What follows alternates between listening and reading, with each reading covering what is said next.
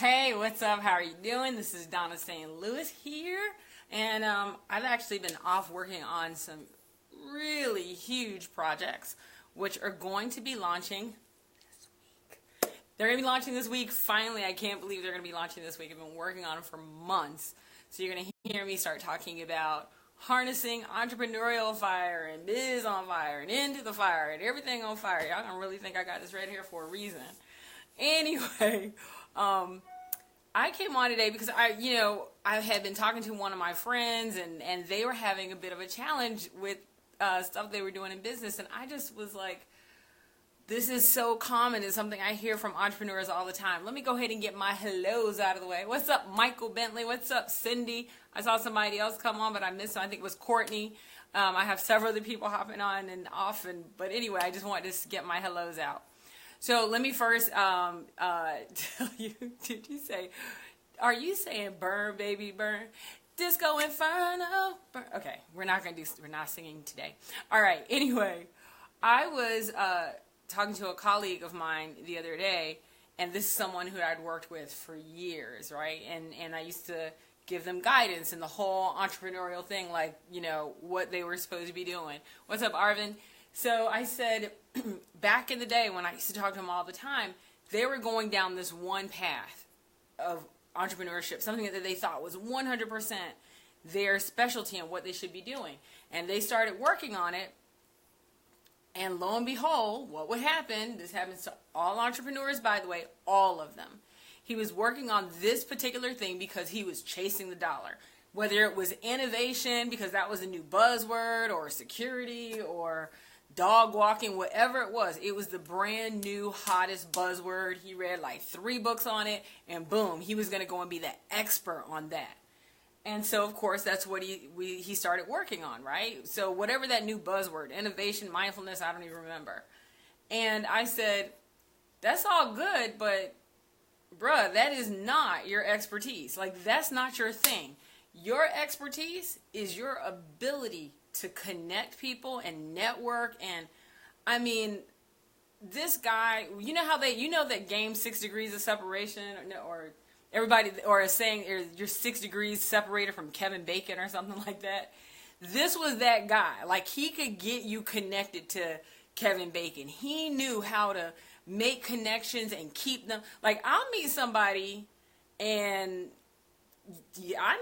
today and won't remember their name tomorrow. So that's not my strength, but his relationship building strengths were like amazing. And he had a system and processes and like a whole methodology.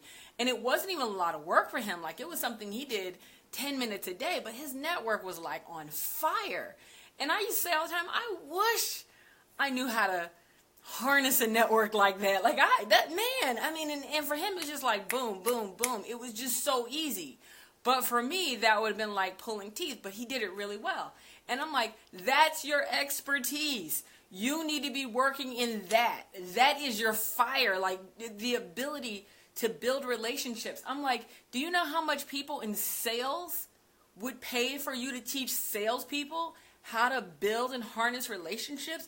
Do you know there are people like me that don't know how to network for jack, who really need somebody to like walk them through the room and say, okay, now say hello, like that. Like, I am network stupid, seriously. And I'm like, people would pay for you to just teach them how to do what you do effortlessly. And he was like, no one's paying for that. Boom, innovation. Innovation, you don't even know how to spell innovation. And so what would happen is he'd go off and he starts working down this path of innovation. But this is when entrepreneurs fail. When you're not working in that thing that is truly your thing, when the hard work starts coming in, you start falling out. You're like, oh, I don't know how to write copy for innovation. Somebody needs to do this. I don't know how to. All of a sudden, you start falling away further and further and further. And what's happened is you've wasted all this time, right? Because that wasn't your thing in the first place. You weren't an innovation superstar. That's not where you were supposed to be spending your talents. So this is somebody I met I guess it's been like 3, 4, maybe even 5 years ago. And seriously, I said networking connections. I'm not kidding you. Just the other day, he put up a post. He said, I'm writing my new book on networking and connections. I was like, thank God. It took so long for you to get there. I mean, he wasted 4 years going in the wrong direction. So then you're probably sitting there going, well, Dawnna, how in the hell do I know what my right direction is? That's a good question. Let me tell you. First thing you need to know is that I'll be the first one to tell you it is so hard to see yourself in a mirror. And I can prove this to you right now because we all do this. You're going to go out, right? So you go in the room, you get dressed, you do your hair, you do your makeup, you put on your shoes, you got on your best outfit. Guys got all shaved up, looking good, got on their tie, they got on their suit, they look amazing. They've looked in the mirror, they've seen themselves, they checked out the front, they checked out the back, they made sure that everything was on point. They come out of the room, they look at someone and they say, how do I look? You just looked at yourself for 3 hours in the mirror and you walk out of the room and you go, how do I look? We all do this because we recognize the value of someone else's perspective. We can't see ourselves in the mirror as well as someone else can see us.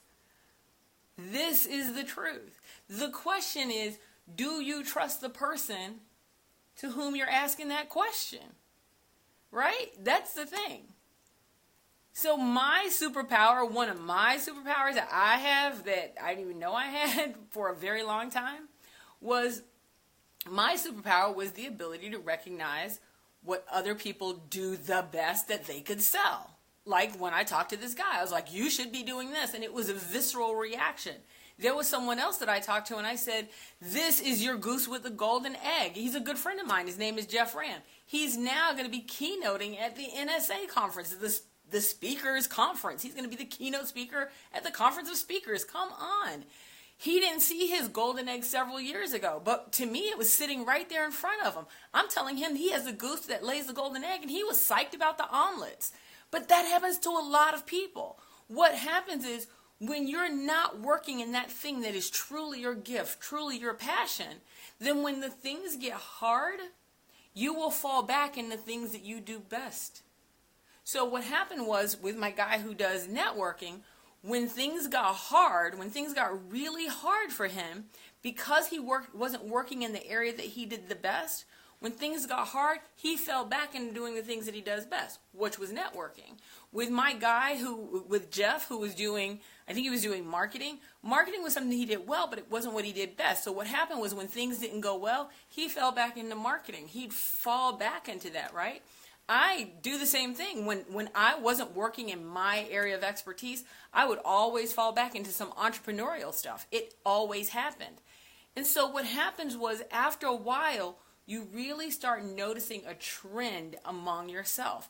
When you are not truly working in your area, in the place where you're supposed to be, you will find that when things get hard, you will automatically pull yourself back and you'll go and start doing the things that you do best.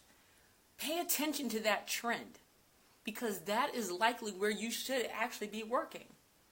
That's probably where you should be focusing. That's where you should be putting most of your energy.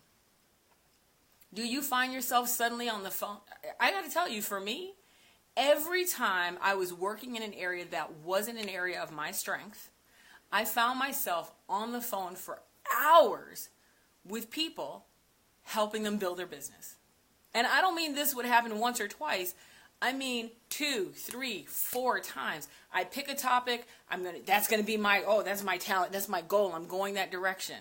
And then I go that direction, and then things would get hard, and I'd fall back into, oh, no, I'm on the phone for like 3 hours coaching someone through their business. Oh, no, I'm on the phone for a few more hours coaching someone through their business. I was constantly taking time coaching someone through their business because I didn't want to do the hard thing that had to do with the topic that I wasn't supposed to be working on because that wasn't my area of expertise. So I want you to think about that a little bit.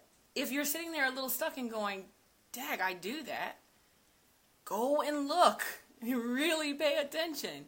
Because when you're not working in your area of expertise, you will find, and most entrepreneurs do this, they fall off and then they don't want to do the hard things. They're not willing to do the sweat to get over the hurdle.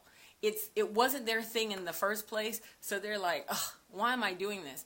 And they literally will become complacent, and they'll go and start doing other stuff, and they'll do it a lot, and it happens often. And anytime I'm coaching an entrepreneur, I especially what drives me nuts. Okay, so here's Dawnna's rant. Here's my rant. So this is what drives me nuts. I will be working with an entrepreneur. We will have gone through the business blueprint, right? They've gone through the Biz on Fire Academy. They've gone to the in-person intensive. We know their plan. I will talk to them and I will say, based on filling out your expertise definition, based on doing that work, your area of expertise is X.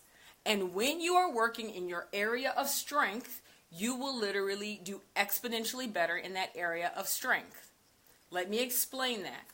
Let's say, I'll use me. Oh my gosh. So let's say, for example, you're like me and you hate history. When I was in school, I really thought that all the history classes should have been burnt down. I know there are people they're like, how could you not love history? Oh my God, I hate memorizing names and dates. It just didn't seem to apply to me. I really didn't care.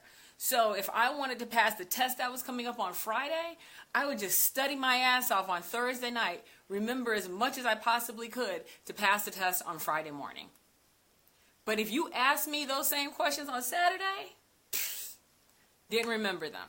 It wasn't my strength. That's not my strength. Memorizing crap, not my strength.